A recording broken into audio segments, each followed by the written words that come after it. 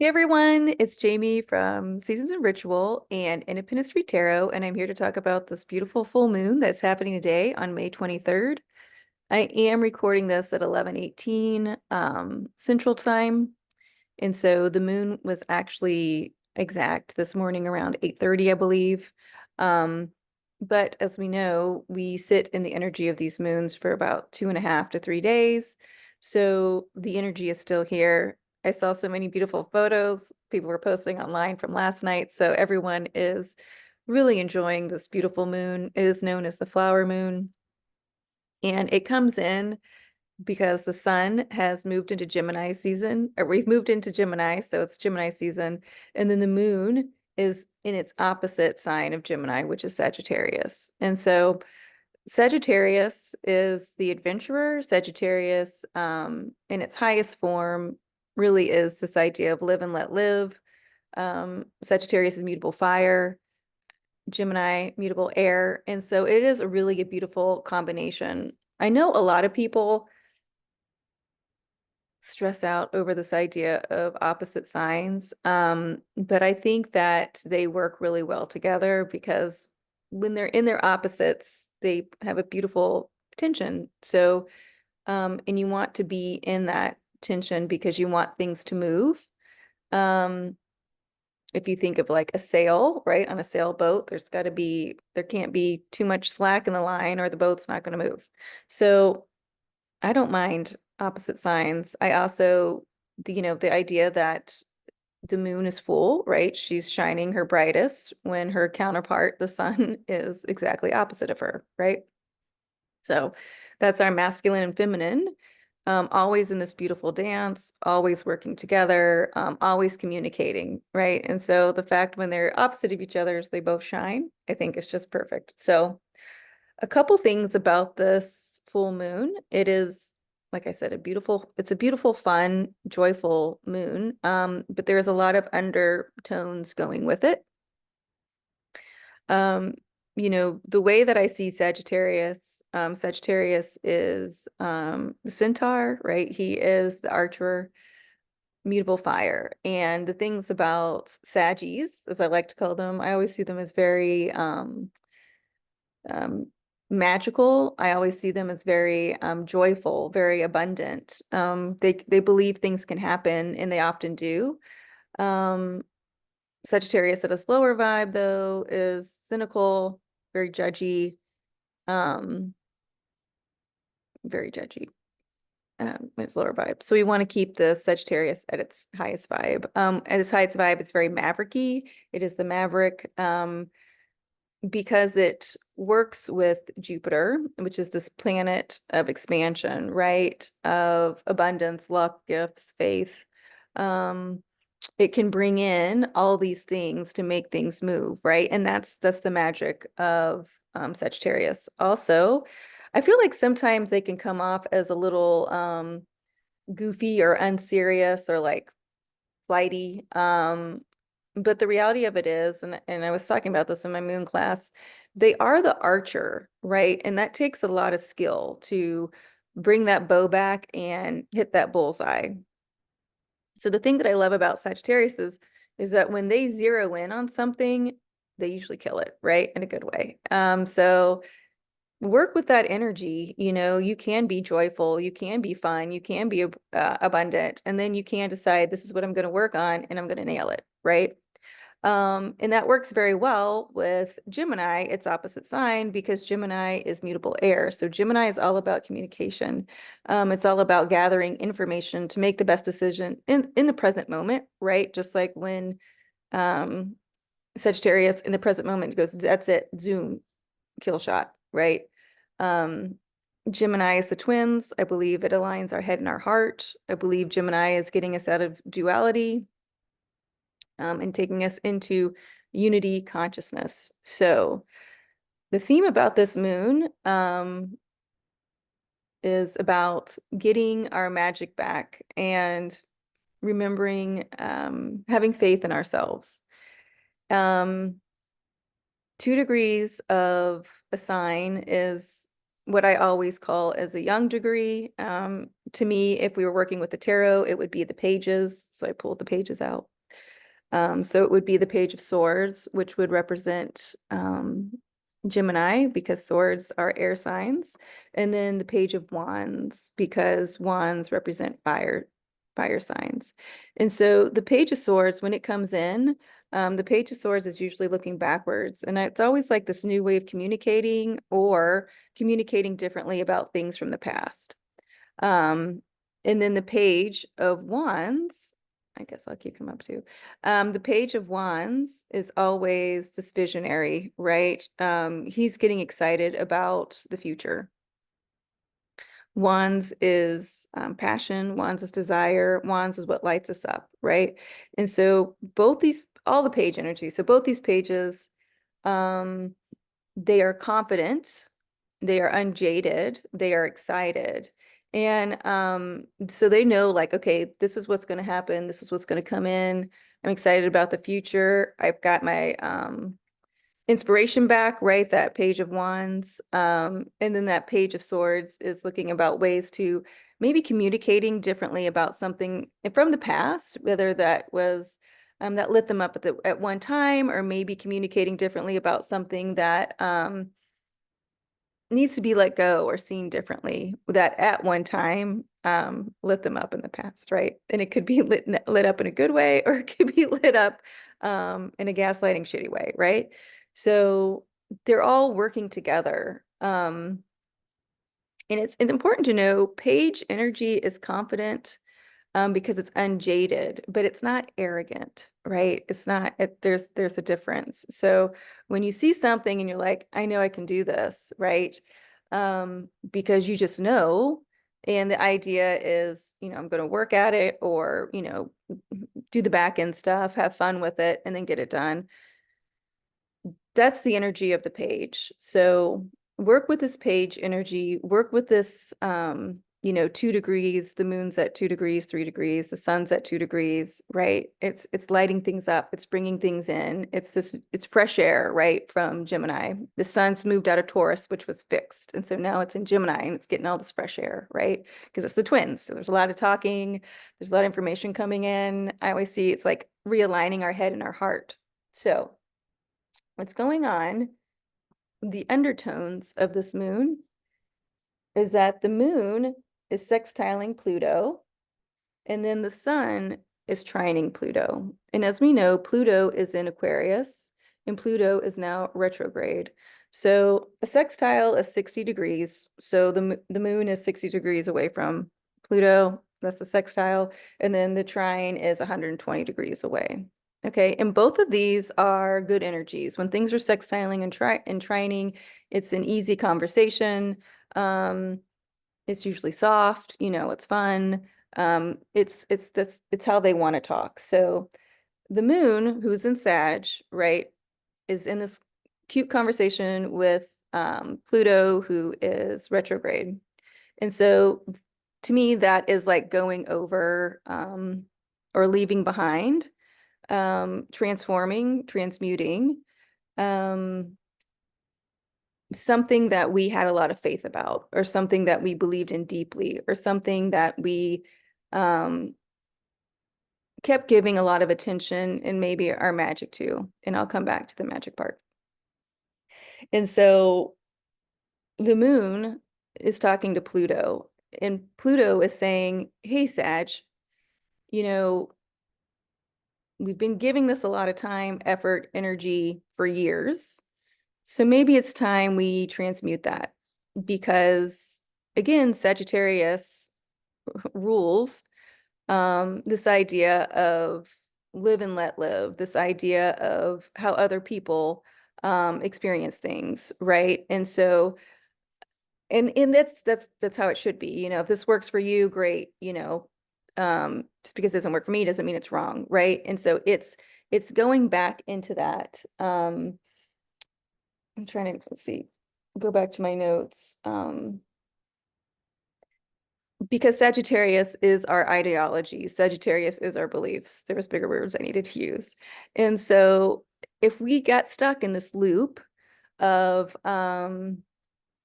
trying to keep working on the same thing, but it keeps hurting our heart. It keeps hurting our feelings. It keeps, you know, getting us back to zero. And like a lot of this is coming up is around maybe like families or communities that maybe we keep going back with the hope that they're going to change and then they don't. And then we get our feelings hurt. And I laugh because I get it. I am an empath and, you know, I'm also my son's an Aquarius, so I'm the optimist, hope springs eternal. And I do believe that. And so in faith, right? I have faith this is going to change. And so the idea though is bringing that idea that this faith is going to change is that the faith is that we can change. So we can keep using our magic and our happiness and our joyful and our abundance in the places that we get fulfillment from. And once we kind of tap into that and we keep that energy up and that, you know, bubbliness and that ideology, like I can keep doing this, that is what changes the other that maybe we've spent too much time on. The other that maybe was draining our energy or draining our magic or, you know, no matter what we did, it just came back and it was just always a kick in the nuts, you know, like every time. And so Pluto is working really hard with that, with this energy in Sagittarius. So at the same time, the sun, which is our confidence, is in Gemini and it's trining Pluto. And so trining Pluto, the sun at 2 degrees would be this Page of Swords, correct? And so we're able to bring in new information about these old situations in order to move us forward. And interestingly enough, this page is wearing a yellow jacket. So that's perfect for the sun, right? And so we can go back to these old stories or these old ways or these old situations, and we can have confidence that we have learned the lesson because it was always about us and not the other. It was always about, okay, well, how can I move myself forward and have confidence with that instead of being dragged down by the other because I've always learned, you know, you've got to stick with family, you know, all these ideologies that we've been taught, right? You can't question your faith, you can't question your community, all these things. Oh no, okay. And now this full moon and this energy is helping transmute that in helping us release, right? Because we always talk about full moons are releasing, but it's also to me simultaneously bringing in, right? So we're releasing and bringing in. And so when we release those old ideologies, we can come back to our magic and we can come back to what it is that lights us up, that makes us passionate, right?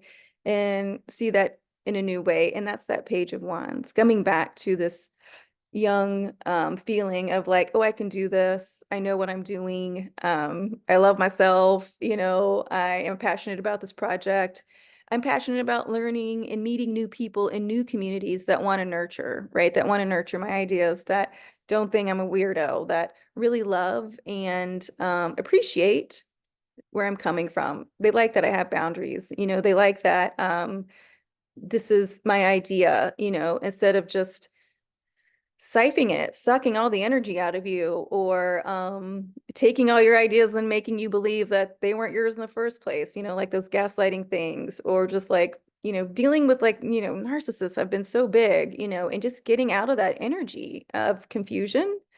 Um, because Aquarius is logic, Gemini is logic. And so working with Pluto, who is retrograde. So when things go retrograde, we usually are going over things that we've already done, and bringing in this new energy back, you know, of faith in a good way, faith in ourselves, that we can work on ourselves and we can love and nurture ourselves and we can align our head and heart and move forward with that, and not keep going back to situations, conversations,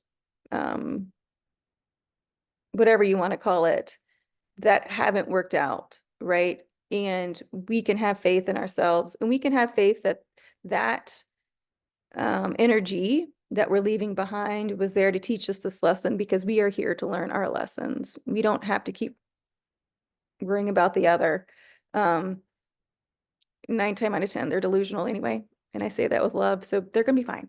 They're just going to be fine. And they're here to learn their lessons and, learn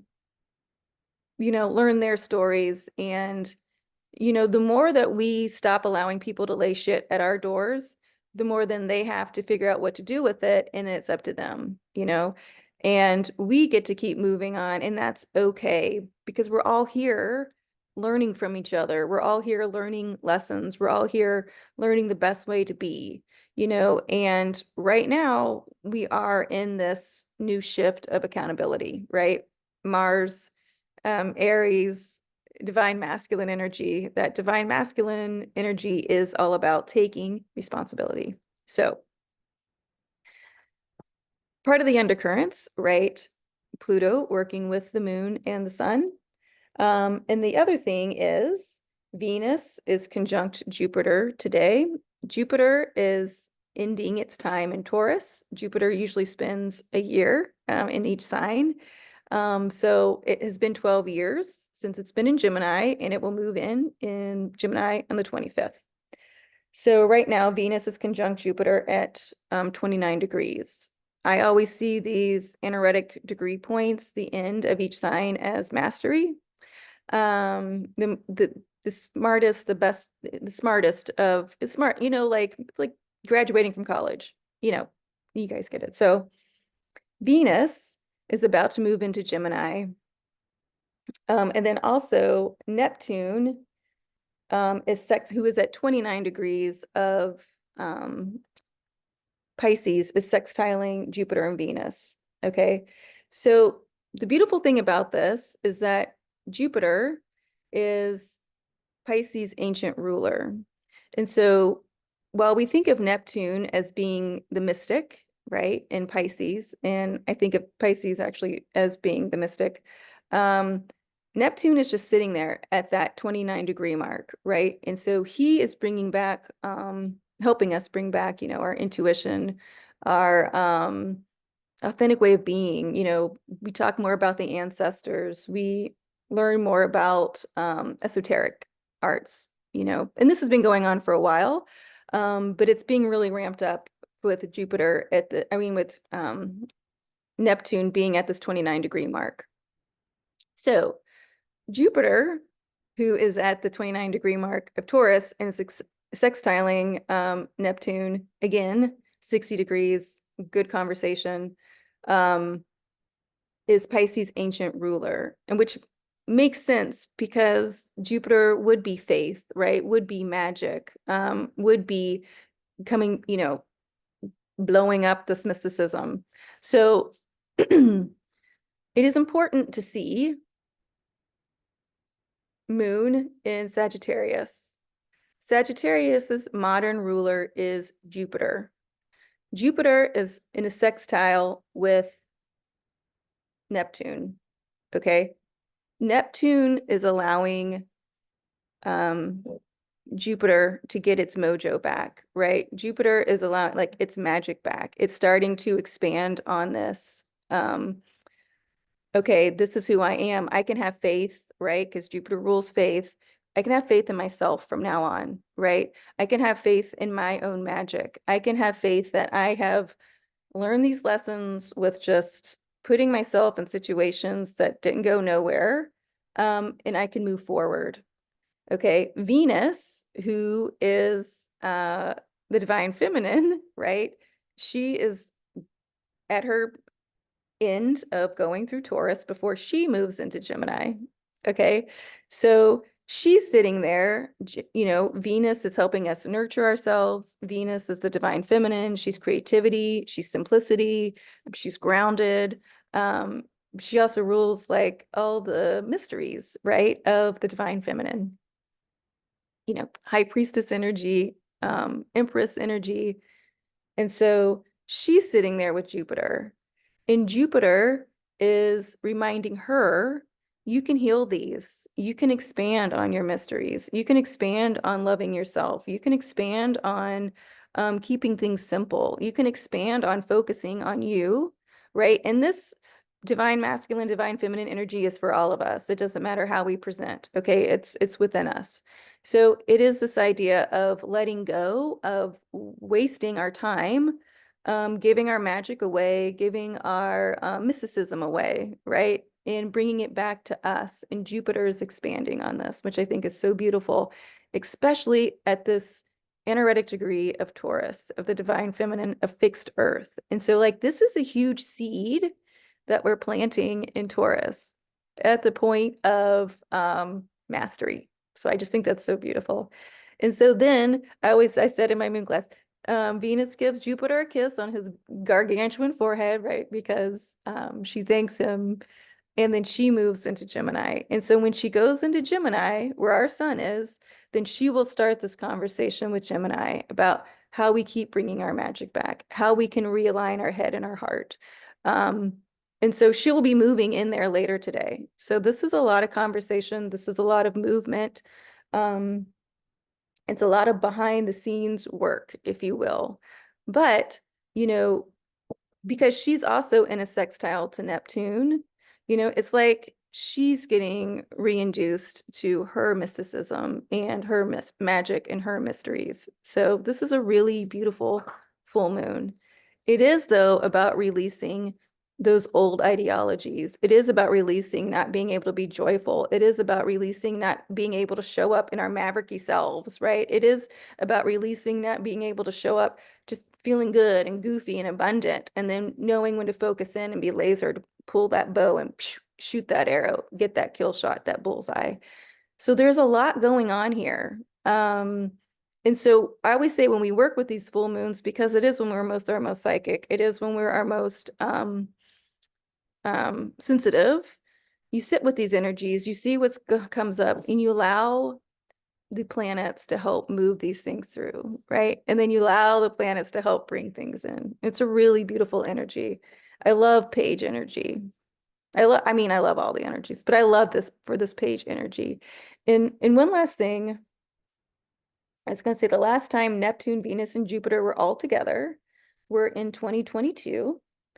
And so this would be a good time to see what was going on in 2022 and see if it's coming back around, but with more maturity, or see if it's coming back around and you're able to let those old things go, right? Or see what's coming back around and you're able to talk about it differently because our sun is now in Gemini. Okay, so beautiful full moon. It's the flower moon. Work with this, guys, because it's really bringing back our magic. Jupiter is about to move into Gemini. So much movement. Sagittarius is, you know, I love you guys too. I just see flipping around, a little centaur selves.